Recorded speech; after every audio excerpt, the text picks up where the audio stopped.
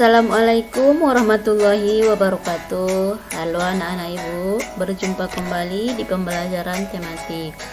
Hari ini kita akan belajar tema 8, subtema 2, pembelajaran 1 dan 2. Pernahkah kamu bertanya, mengapa di negara kita hanya ada musim hujan dan kemarau?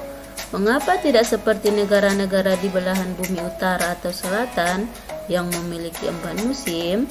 Untuk memahaminya, ayo kita pelajari bersama. Ada 2, ada 4. Mungkin kamu pernah bertanya-tanya di dalam hati, mengapa di Indonesia hanya ada musim hujan dan musim kemarau? Tidak seperti negara-negara subtropis yang memiliki 4 musim. Keempat musim di negara-negara subtropis tersebut adalah musim dingin, semi, gugur, dan musim panas. Pada musim dingin, tanah diselimuti salju seputih kapas. Pada musim semi, bunga-bunga bermekaran dengan indahnya. Saat musim gugur, daun-daun berwarna coklat keemasan, kemudian berguguran dari batangnya. Ada pula musim panas, saat jangka waktu siang hari berlangsung sangat lama dari malam hari. Bahkan dapat berlangsung hanya selama 4-5 jam saja. Perbedaan musim di negara tropis terjadi karena ketika mengorbit, poros bumi dalam keadaan miring. Pada bulan Desember, saat poros di belahan bumi utara mengalami kemiringan terjauh dari matahari, sehingga sedikit mendapatkan sinar matahari. Akibatnya, terjadilah apa yang kita kenal sebagai musim dingin. Di sisi belahan bumi selatan, pada waktu bersamaan terjadi musim panas. Sementara itu, di bagian tengah poros bumi, yaitu bagian yang dekat dengan garis ekuator, poros tidak terlalu mengalami kemiringan. Banyaknya sinar matahari cenderung stabil sepanjang tahun. Pada bagian bumi ini, arah dan kecepatan anginlah yang berperan memengaruhi musim. Angin terjadi karena perbedaan tekanan udara. Baik 2 maupun 4 musim adalah sama-sama karunia Tuhan Yang Maha Esa. Semuanya harus kita syukuri karena menjadikan tempat-tempat di bumi ini sempurna dengan ciri khasnya masing-masing. Anak-anak, coba perhatikan gambar berikut.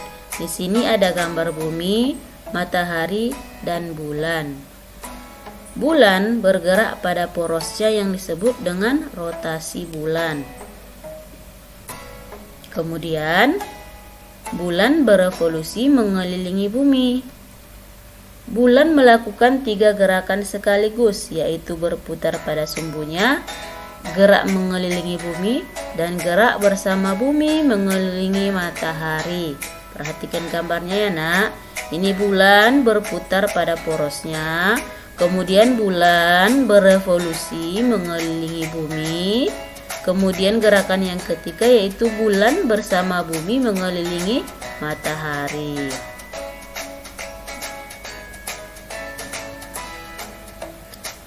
Ayo mengenal bulan. Bulan adalah benda langit yang mudah dilihat. Meskipun tampak putih dan terang, permukaan bulan sebenarnya gelap. Permukaan bulan sedikit lebih cerah daripada aspal cair. Sejak zaman kuno, posisi bulan yang menonjol di langit dan fasenya yang teratur telah memengaruhi banyak budaya, termasuk bahasa, penanggalan, seni, dan mitologi. Pengaruh gravitasi bulan menyebabkan terjadinya pasang surut di lautan. Jarak orbit bulan dan bumi sekitar 30 kali dari diameter bumi. Jarak ini menyebabkan ukuran bulan di langit tampak sama besar dengan matahari. Ukuran yang tampak sama tersebut memungkinkan bulan menutupi matahari dan mengakibatkan terjadinya gerhana matahari total. Anak-anak, berikut ini adalah gambar fase bulan. Fase bulan ini merupakan perubahan bentuk bulan yang berubah-ubah jika dilihat dari bumi. Fase ini dipengaruhi oleh revolusi bulan atau proses perputaran bulan yang mengelilingi bumi pada porosnya. Ketika revolusi terjadi, bentuk bulan akan terlihat berubah. Namun sebenarnya bentuk bulan tetap bulat dan tidak mengalami perubahan. Perubahan bentuk ini justru disebabkan oleh cahaya matahari dan bayangan yang dihasilkan oleh posisi matahari, bumi, serta bulan yang membuat sebagian permukaan bulan tampak gelap. Fase bulan terdiri dari 8 jenis ya nak. Fase yang pertama yaitu fase bulan baru. Nih, fase bulan baru, bulan mengalami cahaya matahari yang seharusnya menyinari bumi. Hal ini membuat bulan yang menghadap bumi tidak terkena cahaya matahari, sehingga bulan tidak terlihat dari bumi. Yang selanjutnya, fase bulan sabit.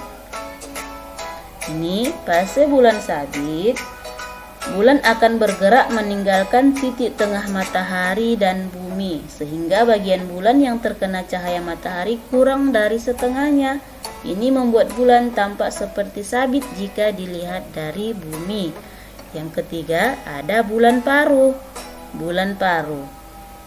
Fase bulan paruh membuat bulan tampak seperti setengah lingkaran. Dalam fase ini, posisi bulan terletak pada sudut 90 derajat antara bumi dan juga matahari. Selanjutnya, ada bulan cembung. Pada fase ini, posisi bulan sedikit membelakangi bumi, sehingga bagian bulan yang terkena cahaya matahari hanya mencapai 3/4-nya. Posisi ini membuat bulan terlihat cembung jika dipandang dari bumi. Selanjutnya, ada fase bulan penuh atau bulan purnama. Ketika mengalami bulan purnama, posisi bulan terletak di belakang bumi. Ini membuat cahaya matahari yang seharusnya menyinari bulan menjadi tertutup oleh bumi yang ukurannya lebih besar. Hasil bulan tampak bulat sempurna. Selanjutnya ada fase bulan cembung akhir. Setelah melewati fase bulan penuh, bulan akan bergerak ke barat sehingga cahaya matahari sedikit tertutupi oleh bumi. Akibatnya bulan tampak cembung atau 3/4 bagian bulan dari bumi. Yang selanjutnya ada bulan paruh. Ini bulan paruh. Dalam fase ini cahaya matahari menyinari setengah bagian bulan. Hasil bulan terlihat setengah lingkaran jika dipandang dari bumi. Yang terakhir ada bulan sabit tua. Fase bulan sabit tua ini membuat bulan tampak seperti sabit. Pada fase ini bulan sudah hampir mengitari bumi sebanyak 1 putaran penuh. Setelah melewati fase ini, bulan akan kembali ke posisi awal, yaitu bulan baru. Ini nak, perputaran bulan. Nah, sekarang kita masuk ke pembelajaran SBDP, yaitu contoh tarian yang dilakukan secara berkelompok. Yang pertama ada tari Bedaya Ketawang dari Surakarta. Tari Bedaya Ketawang ini berasal dari Surakarta, Jawa Tengah. Tarian sakral yang dipentaskan pada saat penobatan Raja Baru. Diiringi dengan musik pokok berbentuk ketawang yang dalam bahasa Jawa berarti langit. Tari yang berkelompok yang kedua ada tari Serimpi dari Jawa Tengah. Tari Serimpi berasal dari Jawa Tengah. Tari klasik yang memiliki gerak lemah gemulai yang menggambarkan kesempatan dan kehalusan budi. Tari dengan kedudukan istimewa karena tari Serimpi bahannya boleh dipentaskan oleh orang-orang yang dipilih oleh keraton. Yang ketiga ada tari Pakarena yang berasal dari Sulawesi Selatan.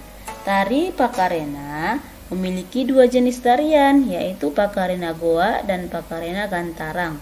Dimainkan oleh 4 orang penari wanita dan pertama kali ditampilkan pada tahun 1903 pada saat penobatan raja. Yang keempat ada tari Gantar yang berasal dari Kalimantan Timur.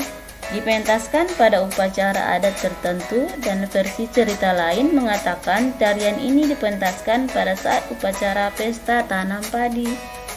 Tarian ini menggunakan properti tongkat dan bambu yang ujungnya dihiasi rumbai-rumbai. Tarian ini menggambarkan tentang proses menanam padi. Anak-anak ibu, sampai di sini pembelajaran kita hari ini ya. Semoga menjadi ilmu yang bermanfaat. Sampai jumpa di pembelajaran berikutnya. Wassalamualaikum warahmatullahi wabarakatuh.